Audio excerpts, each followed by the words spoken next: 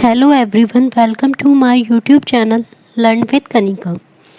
आपको पता है कि हमने ये सीरीज़ स्टार्ट की थी यूपी जूनियर सुपर टाइट के लिए, जिसमें हमने यूथ कंपटीशन का प्रैक्टिस सेट सॉल्व किया था कल, जिसके हमने मैथ्स के प्रैक्टिस सेट 1 के 25 क्वेश्चंस कंप्लीट कर लिए थे। आज हम इसके आगे के 25 क्वेश्चंस और कंप्लीट कर लेंगे, जिससे कि ये जो प्रैक्टिस सेट 1 है मैथ्स का हमारा कंप्लीट हो जाएगा। अगर आपको वीडियो अच्छी लगी तो प्लीज़ इसे लाइक एंड शेयर ज़रूर करें। Now let's start. क्वेश्चन 75 तक हमने डन कर लिए थे, 51 से 75 तक। अब हमारा चलेगा 76। एक कक्षा के छात्रों द्वारा प्राप्त किए गए अंकों का अंक गणितीय माध्य 58 है। एक क्लास है, उसमें जो स्टूडेंट्स हैं उनके जो मार्क्स आए हैं उसका अंक गणित माध्य मीन्स जो उनका अर्थमेटिक मीन है वो कितना है 58। मीन्स हम इसको ये भी बोल सकते हैं कि एवरेज कितना है 58 सब बच्चों के मार्क्स का। उसमें से 20% द्वारा प्राप्त अंकों का माध्य 60 था। अब पूरे हमने ले लिए कि 100% बच्चे हैं, उसमें से 20% का तो एवरेज जो था 60 था और 30% का कितना था 40। तो बताना है कि बाकी बचे हुए प्राप्त अंकों का माध्य क्या था। हमारा ये क्वेश्चन हिंदी में लिखा हुआ है, बट इसको मैं एक एक वर्ड को आपको इस टाइप से इंग्लिश में बता दूंगी कि आपको अच्छे से पता चल जाएगा कि किस वर्ड का क्या मीनिंग है। अब हमने ये लेट कर लिया कि 100% है पूरे बच्चे, तो 100% जो थे 100 इंटू उनके कितना था एवरेज। मीन्स जब हम टोटल निकालते हैं तो हमारा ये फॉर्मूला होता है ना, average equals to total upon हमारा ये जो सम हो गया ये टोटल बोल सकते हैं और कितने नंबर हैं। तो जब हमें टोटल निकालना होता है तो हम क्या करते हैं, नंबर में एवरेज की मल्टीप्लाई कर देते हैं। तो हमने ये ले लिया कि अगर हमारे 100 हैं, क्योंकि हम 100 परसेंटेज में दिया इसलिए 100 लेकर चल रहे हैं, और एवरेज हमें पता है 58 है, इक्वल्स टू अब हमें दिया हुआ है इसमें 20% का 60 है, तो 20 इंटू 60 प्लस 30% का कितना है हमारा 40, तो 30 इंटू 40। अब हमें देखना है कितने परसेंट बचे, 20 प्लस 30 50% के तो हो गए, तो कितने बचे 50 इंटू हमें इसके मार्क्स निकालने हैं तो हमने ले लिए x। अब नॉर्मली इसको सॉल्व कर लेंगे। अब अगर हम देखें तो हर जगह हमारी 110 तो कट ही हो जाएगी। पहले जितना इजी हम सॉल्व कर सकते हैं उस तरीके से करेंगे। अब हमें यहाँ पे क्या आ जाएगा 580 equals to 120 plus 120 plus 5x। अब हमें ये पता है 120 प्लस 120 कितना हो जाएगा 240, तो 5x इक्वल्स टू कितना आ जाएगा 580 माइनस 240। इसको सब्ट्रैक्ट कर देंगे तो 5x की वैल्यू कितनी आ जाएगी 340, तो x इक्वल्स टू इसको डिवाइड करेंगे तो 68। मीन्स जो बाकी बचे हुए 50% बच्चे थे उनका एवरेज क्या था 68, ऑप्शन सी। 77 निम्नलिखित विभिन्न मानों की माध्यिका मीन्स मीडियन। हमें ये जो दिए हुए हैं इसकी हमें मीडियन निकालनी है। अब हमें पता है कि जब भी हमसे मीडियन पूछा जाता है या तो हम उसको असेंडिंग ऑर्डर में लगाते हैं या डिसेंडिंग ऑर्डर में, ये हमारा मन है, लेकिन हमें एक ना एक ऑर्डर में इसको अरेंज ज़रूर करना है। तो अब हम इन सबको असेंडिंग ऑर्डर में अरेंज कर लेंगे। यहाँ पर हमें गिवन है प्लस और माइनस के, इस हिसाब से हमें देखना है कि कौन सा सबसे पहले आएगा। अब हमें ये पता है प्लस वाले तो बाद में आएंगे, माइनस वाले पहले आएंगे, तो इसमें से देख लेते हैं। एक है a माइनस 3.5, 2.5 माइनस 2 और माइनस 0.5। अब हमें ये पता है जैसे a माइनस 3.5 है तो जो नंबर बड़ा होता है वो माइनस वाले में हमारा सबसे छोटा होगा, तो मीन्स जो माइनस 3.5 है वो सबसे छोटा होगा क्योंकि माइनस में अपोजिट होता है। तो a माइनस 3.5, फिर a माइनस 3, फिर a माइनस 2.5, फिर a माइनस 2 आ जाएगा हमारा, फिर आ जाएगा a माइनस 0.5, फिर a प्लस 0.5। अब प्लस वाले स्टार्ट हो जाएंगे, फिर a प्लस 4 और a प्लस 5। अब हमारे हो गए पूरे, यहाँ पर कितने नंबर्स काउंट कर लेते हैं 1 2 3 4 5 6 7 8। हमें पता है जब भी हम मीडियन का फॉर्मूला लगाएंगे तो एक लगेगा इवन के लिए और एक ऑड के लिए। अब हमारा 8 आया है तो हमें कौन सा लगाना है इवन के लिए। अब इसके लिए क्या फॉर्मूला होता है, एक तो हमें n/2 टर्म निकालनी होती है और एक n/2 प्लस 1 टर्म निकालनी होती है। पहले इन दोनों टर्म्स को निकाल लेते हैं। तो n/2 मीन्स 8/2 कितनी हो गई 4th टर्म, और ये कितनी हो जाएगी हमारी 5th टर्म। तो 4th टर्म हो गई a माइनस 2 और 5th टर्म हो गई a माइनस 2.5। उसके बाद क्या करेंगे, उनका हमेशा एवरेज निकाल लेंगे। एवरेज क्यों निकालते हैं, क्योंकि हमें 2 टर्म मिली है और हमें उसका मिड पॉइंट निकालना होता है कि बीच का वो पॉइंट कौन सा है। तो कितना आएगा यहाँ पे 2a माइनस 2.5 अपॉन 2। अब हम इसको अलग अलग डिवाइड कर देंगे। 2a में 2 का करेंगे तो a आ जाएगा, 2.5 में करेंगे तो हमारा आ जाएगा 1.25। तो इसका मीडियन क्या हो जाएगा, a माइनस 1.25। आंसर हो गया ऑप्शन ए। 78 दिए गए आंकड़े 3, 12, 4, 6, 8, 5, 4 इसका हमें बताना है बहुलक। बहुलक क्या होता है, मोड। अब हमें पता है कि मोड क्या होता है, जिस भी नंबर की फ्रिक्वेंसी सबसे ज़्यादा होती है, तो जिसकी फ्रिक्वेंसी सबसे ज़्यादा होगी वो क्या हो जाएगा, हमारा मोड। हम देखते हैं कि सिंपली नॉर्मल अगर लैंग्वेज में कहें तो जो नंबर सबसे ज़्यादा रिपीट हो रहा होगा। अब हम यहाँ देखें 3 कहीं भी रिपीट नहीं हो रहा, ये कट हो गया। 12 कहीं भी रिपीट नहीं हो रहा। 4 एक यहाँ पर है, एक यहाँ पर है, ठीक है ना। 6 रिपीट, ना 8 रिपीट, ना 5 रिपीट। तो हमारा मोड क्या हो जाएगा यहाँ पर, 4। तो आंसर हो जाएगा ऑप्शन सी 4। 79 इसमें हमें ये पाई चार्ट गिवन है, उसके अकॉर्डिंग आंसर करना है। यह चार्ट एक परिवार के प्रति माह के घरेलू व्यय का प्रतिनिधित्व करता है। ये चार्ट हमें क्या दिखाता है, एक फैमिली है, उसका जो पर मंथ है उसका एक्सपेंडिचर किस टाइप से है। अगर परिवार की आमदनी मीन्स जो उसकी इनकम है वो कितनी दे रखी है, 33,650, तो परिवार द्वारा मनोरंजन मीन्स एंटरटेनमेंट और भोजन फूड, इस पर बताना है एक महीने में कुल कितना खर्चा हुआ है। तो इसमें हम देख लेंगे कि हमारा कितनी कितनी परसेंटेज दे रखी है। एक तो एंटरटेनमेंट की लेनी है और एक फूड की लेनी है। तो एंटरटेनमेंट की 9% है, फूड की कितनी है 25%। तो टोटल कितनी हो गई 25 प्लस 9, तो हमारा कितना आ गया 34%। अब हमें टोटल इनकम यहाँ पर हमें गिवन थी, टोटल इनकम हमारी कितनी थी 33,650, तो उसका 34% निकाल देंगे क्योंकि परसेंटेज में हमें डायरेक्ट दे रखा है। अगर डिग्री में होता तो उसको परसेंट में चेंज करना पड़ता है। यहाँ पर ये 0 से 0 कट हो जाएगा, 2 से 17 टाइम्स, और ये कट हो जाएगा 2 से 5 टाइम्स। अब इसको कट कर देंगे तो हमारा आ जाएगा 673। अब हमें 673 की 17 में मल्टीप्लाई कर लेनी है तो क्या आएगा हमारा 11,441। मीन्स उसका खाने पर और मनोरंजन पर टोटल जो खर्चा है वो कितना है 11,441। Option B. क्वेश्चन 80 इसमें भी हमारा पाई चार्ट गिवन है। ये हमारे सबका अलग अलग दिया हुआ है, printing cost, transportation cost, paper cost, binding cost, royalty cost और प्रमोशन कॉस्ट। दिया गया वृत्त आरेख कर्नाटक के एक प्रकाशन कंपनी, कर्नाटक की एक जो पब्लिशिंग कंपनी है उसके खर्च को बताता है, और हमें कुल खर्च दिया हुआ है तो बताना है बाइंडिंग लागत क्या होगी। तो बाइंडिंग हमें पता है कितने परसेंट दे रखी है 20, तो उसी की तरह कर देंगे 20 इंटू 50,000 अपॉन 100। अब ये हमारी दोनों ज़ीरो कट गई, यहाँ बचा 500 और यहाँ बचा 20, तो कितना आ जाएगा मल्टीप्लाई करके 10,000। तो उसका जो पूरा खर्चा है बाइंडिंग में वो होगा 10,000। क्वेश्चन 81 नीचे दिए गए आंकड़े कंपनी एबीसी द्वारा पिछले 5 वर्षों में निर्मित वाहन इंजनों की संख्या की सूची देते हैं। इसमें क्या है कि एक कंपनी है एबीसी, उसने पिछले 5 सालों में कितने जो व्हीकल इंजन है वो बनाए हैं उसका हमें ग्राफ दिया हुआ है। ये दिए हुए नंबर इन लैक्स में, और यहाँ पर दिए हुए 2012, 13, 14, 15, 16 के ईयर की कितने कितने बनाए हैं। अब बताना है क्वेश्चन किस वर्ष इंजनों का निर्माण सबसे अधिक संख्या में हुआ।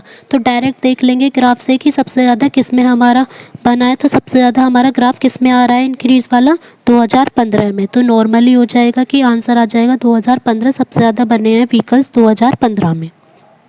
क्वेश्चन 82 दिए गए ग्राफ के आधार पर किन दो फार्म्स में भेड़ों की संख्या समान है। यहाँ पे 1 से लेके 5 तक फार्म्स दिए हुए हैं और हमें शीप्स की संख्या दी हुई है। तो बतानी है किन दो में भेड़ों की संख्या सेम है। तो हम ग्राफ को देख लेंगे कि हमारा किस किस में सेम आ रहा है ग्राफ। एक तो फार्म 5 में और एक फार्म 3 में। तो हमारा आंसर क्या हो जाएगा फार्म 3 एंड 5, ऑप्शन डी।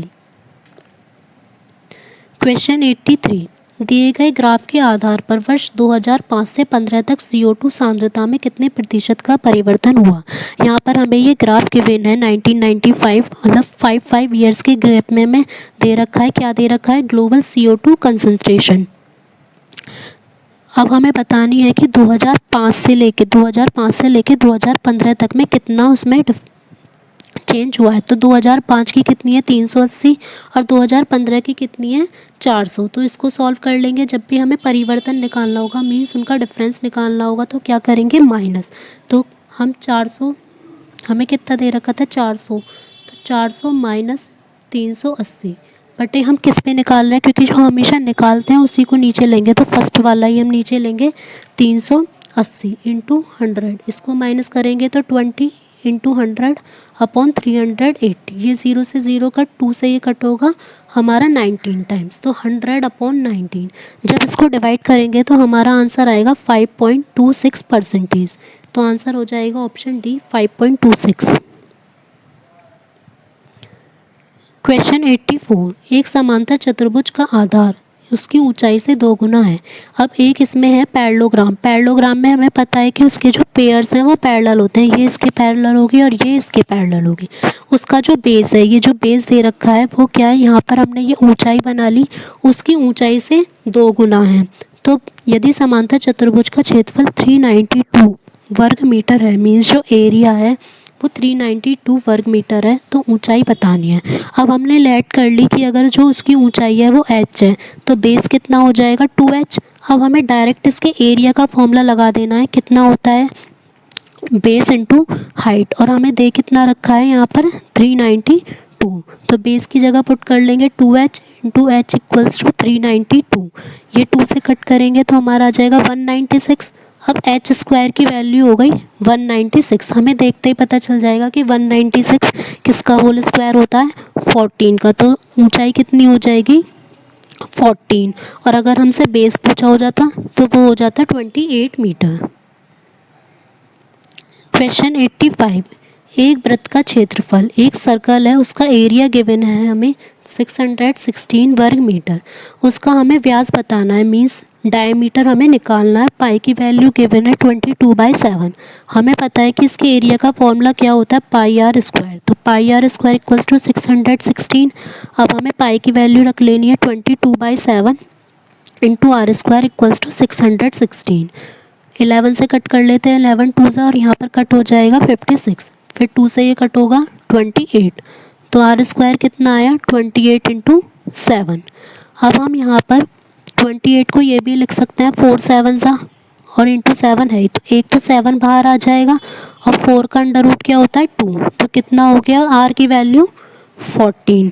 तो हमारी त्रिज्या तो आ गई, मीन्स रेडियस या त्रिज्या कुछ भी बोल सकते हैं, तो वो तो आ गई 14, लेकिन हमसे पूछा क्या गया है क्वेश्चन में, तो डायमीटर कितना हो जाएगा, क्योंकि डायमीटर हमेशा क्या होता है 2 इंटू रेडियस, तो जब रेडियस हमारी 14 आई है तो डायमीटर कितना हो जाएगा 14 मीटर, ऑप्शन बी।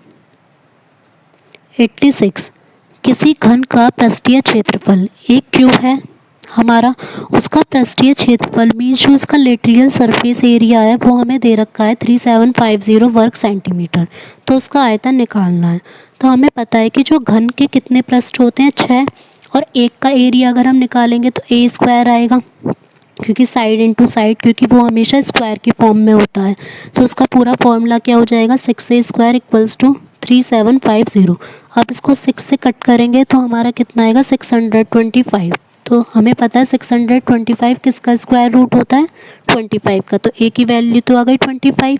अब हमसे पूछा है आयतन, तो क्यूब का आयतन क्या होता है एक क्यूब, 25 का क्यूब करेंगे, तो हमेशा 25 का क्यूब वैसे भी देखते ही नॉर्मली याद भी रहता है, वरना हम 625 में 25 की मल्टीप्लाई करके भी देख सकते हैं, ये होता है 15,625। नॉर्मली इससे याद रख सकते हैं कि 25 का 625 होता है, तो उसमें लास्ट में भी 625 ही आएगा, तो इससे इजीली याद रहेगा, बस हमें यहाँ पे नंबर याद रखना है कि ये 15,625 है, तो आंसर हो जाएगा ऑप्शन डी। 87, त्रिज्या आर वाले एक गोला है, गोला हमारा लिखा होगा तो इसका मतलब वो क्या होगा स्क्वायर, और अगर हमारा वृत्त लिखा होगा तो मीन्स क्या होगा सर्कल, गोला है तो मीन्स वो 3D की शेप पे है, तो एक गोले की त्रिज्या है आर, और एक त्रिज्या आर पे ऊंचाई 2r वाला एक बेलन है, तो एक बेलन है उसकी त्रिज्या कितनी है r और उसकी ऊंचाई कितनी है 2r, दोनों के आयतन का हमें अनुपात निकालना है। पहले गोला का आयतन देखेंगे कितना होता है 4/3 पाई आर क्यूब, अपॉन बेलन का आयतन कितना होता है पाई आर स्क्वायर एच।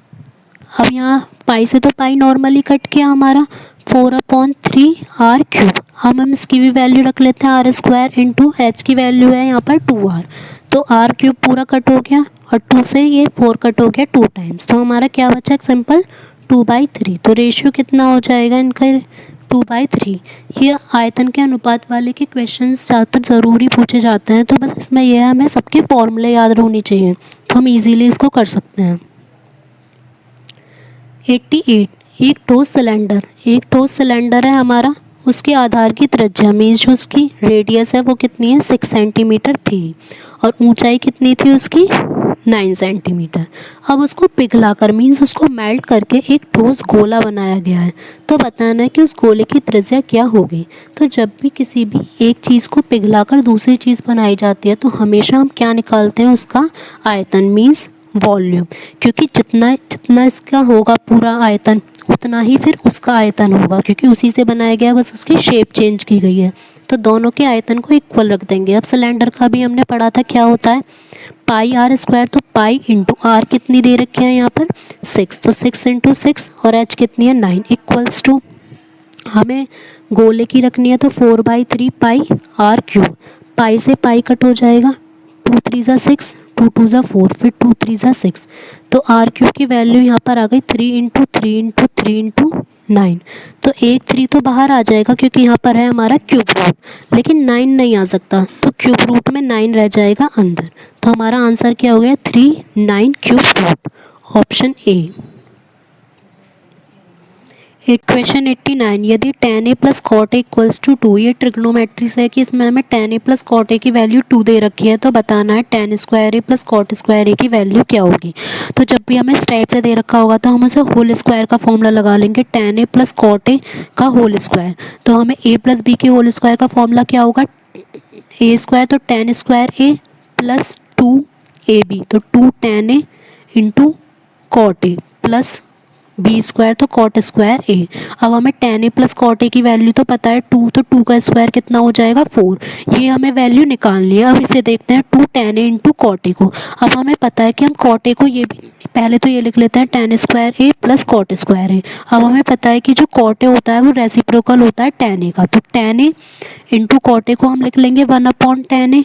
तो ये कट हो जाएगा, यहाँ पर क्या बचेगा? सिंपल 2। तो 4 में से हम इधर लेकर जाएंगे 4 माइनस 2, तो 2। तो tan square A plus cot square ए की वैल्यू भी क्या हो जाएगी हमारी? 2 ही, ऑप्शन बी। क्वेश्चन 90। यदि साइन ए माइनस बी, ये फॉर्मूला होता है और इसमें गिवन भी दे रखा है, साइन ए माइनस बी की वैल्यू है sign A cos B minus cos A sine B. तो बताना है कि साइन 15 का मान क्या होगा। अब हमें ये पता है, जो हम टेबल लर्न करते हैं उसमें 0 30 45 60 90 इनकी वैल्यू होती है, लेकिन 55 की नहीं होती। तो हमें इस टाइप से ये यूज़ करना है कि हम देखेंगे कि 15 हम किस वैल्यू को माइनस करके ला सकते हैं। अगर हम 60 में से 45 माइनस कर देंगे तो हमारा 15 आ जाएगा। तो हम ए को तो ले लेते हैं 60 और बी को ले लेते हैं 45। तो यहाँ पुट कर देंगे अब साइन 60 माइनस 45।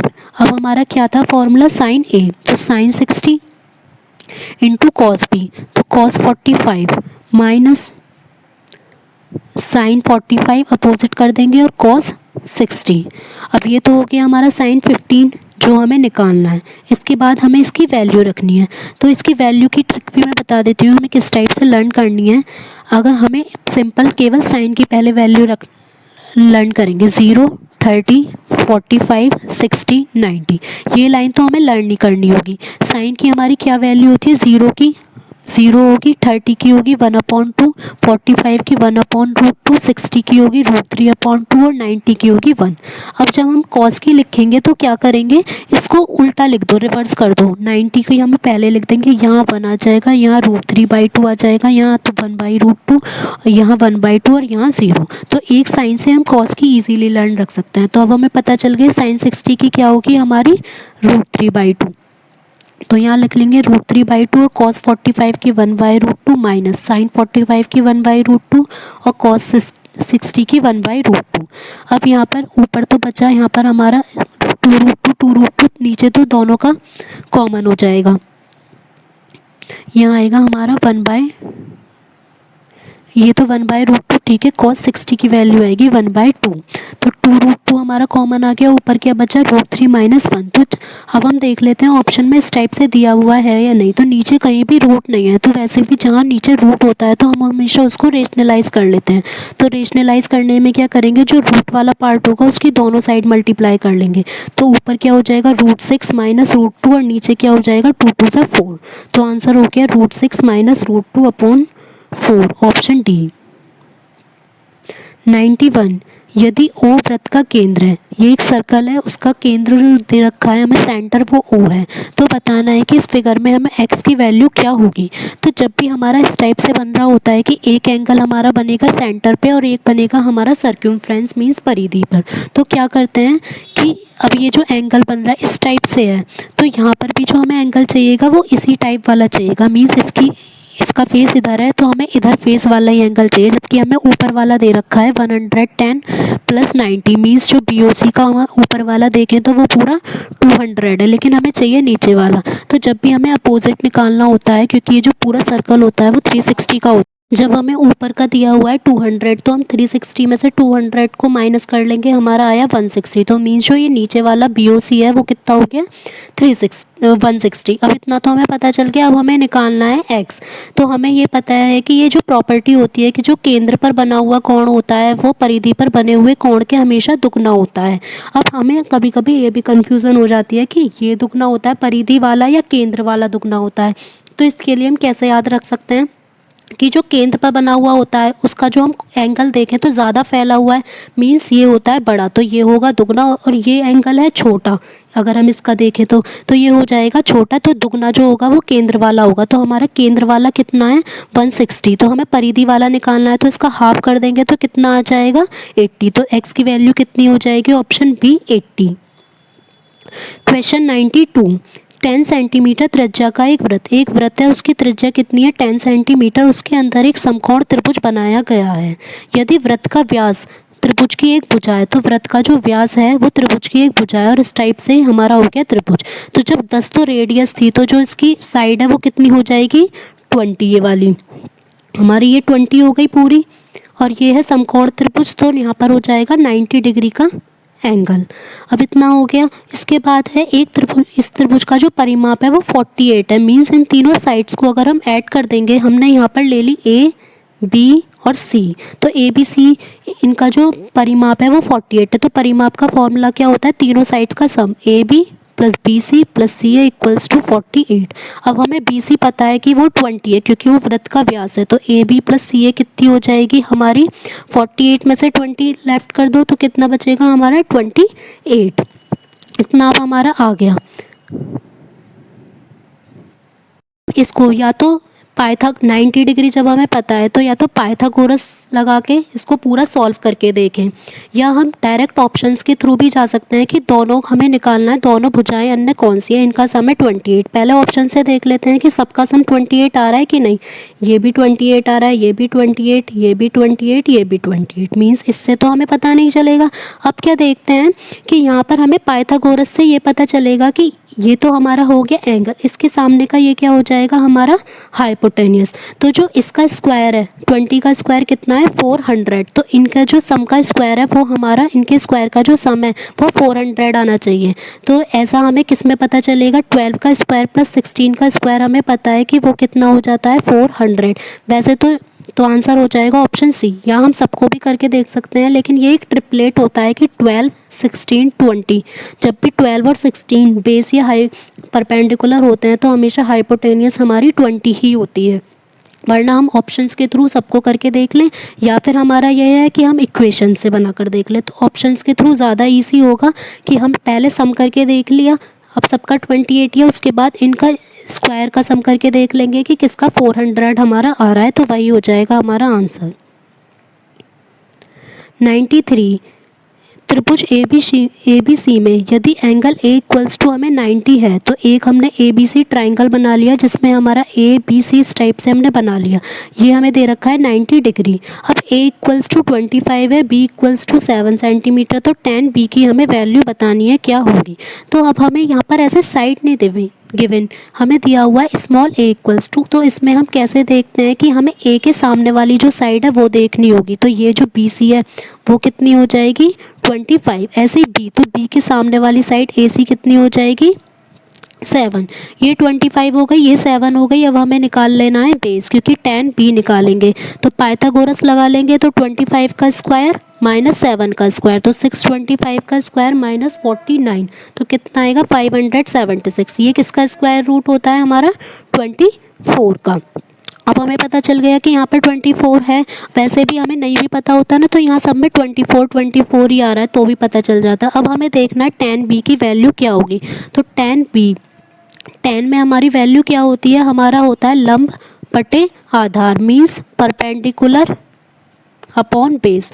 अब देखते हैं जो एंगल के सामने वाला होता है, ये बी है, इसके एंगल के सामने वाला क्या हो जाएगा परपेंडिकुलर। तो 7 हो गया परपेंडिकुलर, किस पे ये एंगल बन रहा है, ये है 24। तो हमारा आंसर आ जाएगा 7/24।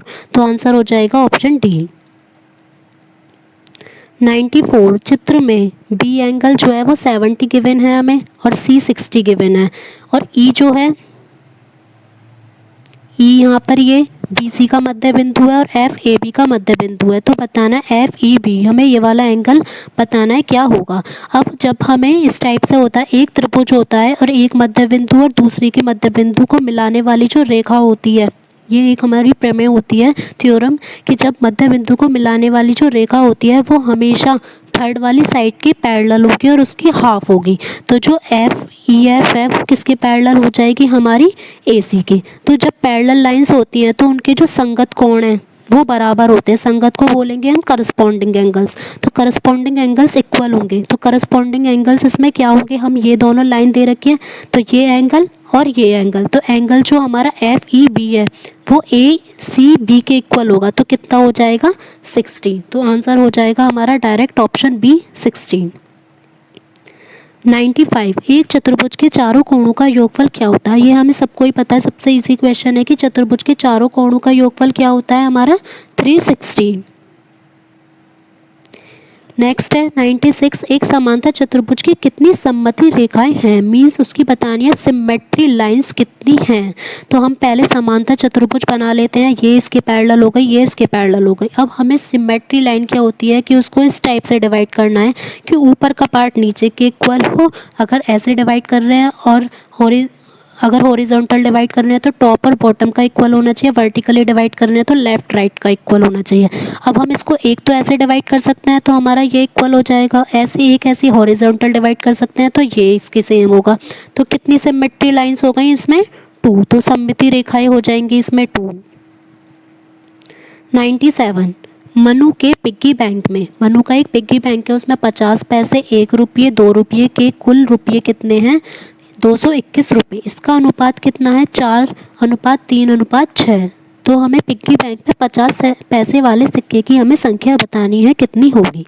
अब हमें पता है कि टोटल रुपीस हमारे कितने हैं 221 इक्वल्स टू हमें 50 पैसे, ये रुपये में है तो इसको 50 को 100 में चेंज कर लेंगे। सब हमारा रेशो दे रखा है 4:3:6, तो 4x ले लेंगे, इसको 3x, इसको 6x। तो 4x प्लस हमारा हो जाएगा 3x इंटू 1 रुपये वाले और 6x इंटू 2 रुपीज़ वाले, इतना हमारा हो गया। अब इसको सॉल्व कर लेंगे हम, यहाँ तो 50 से 2 टाइम्स कटेगा और ये 2 से 2 टाइम्स, तो 221 equals to 2x plus 3x plus 12x।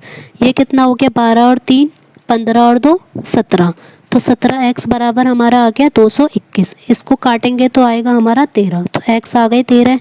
अब हमें किसका पूछा है 50 पैसे का, तो 50 पैसे का हमारा क्या रेशो था 4x, तो 4 इंटू 13 कितना हो जाएगा 52। मीन्स जो इसके सिक्के की संख्या है वो कितनी है 52। क्वेश्चन 98 एक शहर में प्रत्येक वर्ष के आरंभ में लोगों की संख्या में 3% वृद्धि हुई। एक सिटी है उसमें हर ईयर जो है लोग जितने हैं, मतलब वहाँ की पॉपुलेशन जितनी है उसमें 3% इंक्रीजमेंट हुआ है। यदि उस शहर की वर्तमान जनसंख्या जो प्रेजेंट पॉपुलेशन है वो कितनी है 30 लाख, तो बताना है 3 वर्ष बाद कितनी हो जाएगी। तो हमें पता है 3 वर्ष बाद फिर तो जब भी हम इस टाइप का निकालेंगे तो क्या करेंगे, जैसे हम CI में फॉर्मूला लगाते हैं ना सेम अमाउंट निकालने में, तो वही कि ये हमें निकालना है 3 वर्ष बाद। तो ओरिजिनल कितनी थी हमारी, 30 लाख थी, ये हो गई 601 प्लस रेट परसेंटेज कितना है 3, और कितने साल बाद का निकालना है 3 का। तो हमारा कितना हो जाएगा यहाँ पर 30 लाख इंटू 103 गुणा 103 गुणा 103, और अपॉन कितना हो जाएगा 100 को हमें 3 टाइम्स लिखना है। तो ये पूरा कट हो गया इससे, तो हम इन सब की मल्टीप्लाई कर देंगे 103 की 3 बार और 3 से, तो आ जाएगा 32,78,181। तो हमारा हो गया 32,78,181। तो हमारा आंसर क्या हो जाएगा, ऑप्शन सी। अगर हमसे यहाँ वृद्धि की जगह कमी दिया होता तो हम यहाँ प्लस की जगह माइनस यूज़ कर लेते, बस इतना डिफरेंस हो जाता। 99, कावेरी ने एक खिलौना 280 रुपये में ख़रीदा। कावेरी ने एक टॉय है, वो उसका जो CPM मीन्स कॉस्ट प्राइस है वो कितनी है 280, और उसे 315 रुपये में बेच दिया। तो उसकी SP कितनी हो जाएगी 315। तो उसे कितने का लाभ प्राप्त हुआ। अब हमें पता है प्रॉफिट परसेंटेज जब निकालते हैं तो क्या होता है SP minus CP upon CP into 100, इतना हमारा हो गया। तो SP हमें कितना दिया हुआ है 315 माइनस 280 बटे 280 गुणा हमारा हो जाएगा 100। ये 0 से 0 कट हो जाएगा, फिर ये 2 से कट कर लेते हैं 14, और ये कट हो जाएगा हमारा 5 टाइम्स। अब यहाँ पर ऊपर कितना बचा 35 अपॉन 28 अपॉन 14 इंटू 5। तो 7 5 से 35 और 7 2 से 14, तो हमारा आया 25/2 मीन्स 12.5% का उसे प्रॉफिट हुआ है। तो आंसर हो जाएगा ऑप्शन बी। क्वेश्चन 100, एक समचतुर्भुज में, समचतुर्भुज क्या होता है हमारा रोम्बस। तो हमने एक रोम्बस ड्रॉ कर लिया, इसको ऐसे भी याद रख सकते हैं, वो ज़्यादातर हम काइट की शेप में बना देते हैं उसको। तो रोम्बस की एक भुजा मतलब उसकी एक साइड हमें दे रखी है 37, तो रोम्बस की सारी साइड जो है इक्वल होती है, तो सब 37 ही होंगी।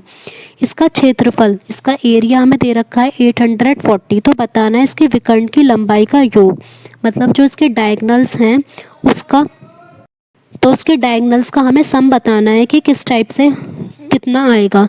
तो इसका जो एरिया का फॉर्मूला होता है वो कितना होता है 840 equals to half into first diagonal D1 into D2। अब इसकी मल्टीप्लाई कर देंगे तो D1 D2 की वैल्यू हमारी कितनी आ जाएगी 16,080। अब ये हो गया। अब इसके बाद अगर हम देखें तो जो समचतुर्भुज होता है उसके जो डायगनल है वो हमेशा 90 डिग्री पर कट करते हैं। तो यहाँ हम पाइथागोरस लगा सकते हैं। तो पाइथागोरस जब हम लगाएंगे तो किस टाइप से आ जाएगा हमारा, ये तो हो गया हमारा 37, तो ये हो गया हमारा हाइपोटेनियस। तो 37 का स्क्वायर इक्वल्स टू, अब जो फर्स्ट इस टाइप से हमारा बन रहा है, तो ये फर्स्ट डायगनल का हाफ और सेकंड डायगनल का हाफ, तो फर्स्ट D1 अपॉन 2 का स्क्वायर प्लस D2 अपॉन 2 का स्क्वायर। तो 37 का स्क्वायर हमारा कितना होता है 1369, और यहाँ पर 2 2 सा 4 इधर चला जाएगा, तो बचेगा D1 square plus D2 square. इसकी वैल्यू मल्टीप्लाई कर लेंगे, हमारी आ जाएगी 5476। अब हमें D1 square plus D2 square भी पता है, D1 D2 भी पता है, तो हम डायरेक्ट क्या करेंगे D1 प्लस D2 के होल स्क्वायर का फॉर्मूला लगा लेंगे। तो कितना आएगा D1 square plus D2 square plus 2 D1 D2, ये हमें निकालना है। तो D1 square plus D2 square कितना है 5476 प्लस D1 D2 की वैल्यू कितनी थी हमारी 16,080, उसमें 2 की मल्टीप्लाई कर लेंगे तो हमारा हो जाएगा 33,060। इसको प्लस कर देंगे 8836। अब इसका हमें अंडर रूट निकालना है, तो या तो निकाल के देख सकते हैं, वैसे इसका अंडर रूट हमारा होगा ये 94, तो इनका जो सम हो जाएगा वो हो जाएगा हमारा 94। इस क्वेश्चन को हम इसी टाइप से कर सकते हैं क्योंकि इसमें कोई भी शॉर्ट ट्रिक हम नहीं लगा सकते, क्योंकि हमारे पास हमें अगर डायगनल्स की केवल लंबाइयाँ निकालनी होती तो हम उसे ऑप्शन के थ्रू पुट करके देख सकते थे, बट इसमें निकालनी है लंबाइयों का योग, उनका सम निकालना है, तो हमें ये प्रोसेस जो है फॉलो करनी ही पड़ेगी इसमें। अब आज के हमने 25 क्वेश्चंस ही कंप्लीट कर लिए, तो हमारा मैथ्स का जो फर्स्ट प्रैक्टिस सेट है वो डन हो गया है। अब इसके बाद हम साइंस का प्रैक्टिस सेट 1 करेंगे। अगर आपको ये वीडियो अच्छी लगे तो प्लीज़ इसे लाइक एंड शेयर ज़रूर करें, एंड साथ ही चैनल को सब्सक्राइब भी करें और बेल आइकन ज़रूर प्रेस कर दें ताकि आपको वीडियो के अपलोड होते ही नोटिफिकेशन मिल जाए और आपकी कोई भी वीडियो मिस ना हो पाए। अगर आपको इन प्रैक्टिस सेट की PDF चाहिए तो आप मेरे टेलीग्राम ग्रुप को भी ज्वाइन कर सकते हैं, जिसका लिंक डिस्क्रिप्शन बॉक्स में गिवन है, या फिर आप टेलीग्राम पर लर्न विद कनिका के नाम से सर्च कर लेंगे तो भी आपको मिल जाएगा। Thank you.